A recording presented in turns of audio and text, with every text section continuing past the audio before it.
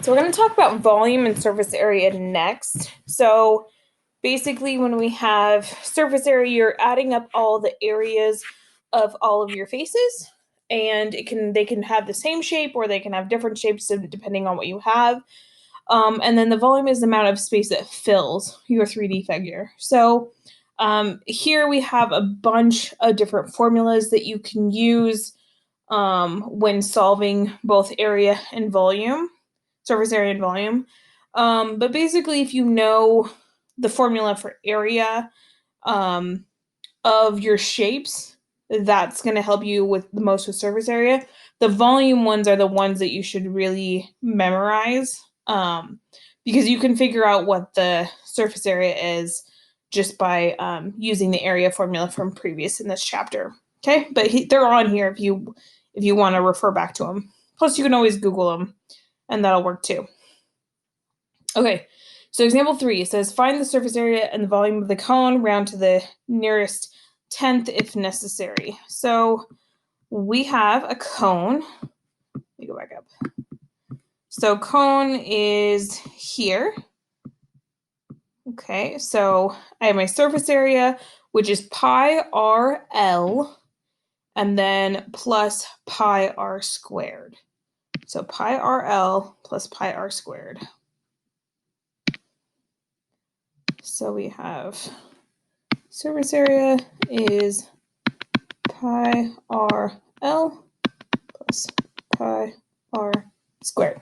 Now, if you look at this formula, the second half of the formula is going to be the circle that's at the bottom. The pi r L refers to the outer edge of the cone. So I have R, it's 15. I do not have L. This is L here. Okay, so we need to find that. Because you have a right triangle, we're going to use Pythagorean Theorem. So we have 8 squared is, we'll say that that's A. We're going to call this one C squared. 15 is C or B squared. And then we have C squared. So I'm going to add those up using my calculator. So I'm going to take 8 squared plus 15 squared, 225. I believe that is, wait, there we go, 289. I didn't put the equal sign. So 289 equals C squared, or I could put L squared. I really should put L squared. I'm going to square root it, and it is 17. So C is 17, or L is 17. So I'm going to go ahead and find the surface area now that we found it. Pi times R, which is 15, L, which we found 17, plus pi R squared. And I'm going to go ahead and just plug it straight into the calculator. I'm going to use 3.14 for pi because I don't have it on my calculator here, but I would recommend actually using the pi button.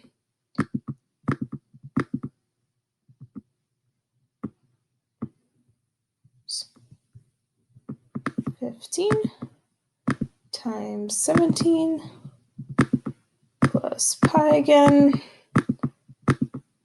plus 15 squared equals, whoa, it's a big number, 180, 864 inches squared. We're talking about area, so it's important to label it as such. My volume for the cone formula is 1/3 pi r squared, I believe. R squared, and then I needed height too. Pi r squared times height, which is the 8. So I'm going to go ahead and plug that into the calculator and see what we get. That one I have memorized a little bit more. So 1/3 times pi times 225 is the 15 squared times 8. So 1,884. And then volume will be inches cubed. So there's 1 And then there's 1. And that's an 8.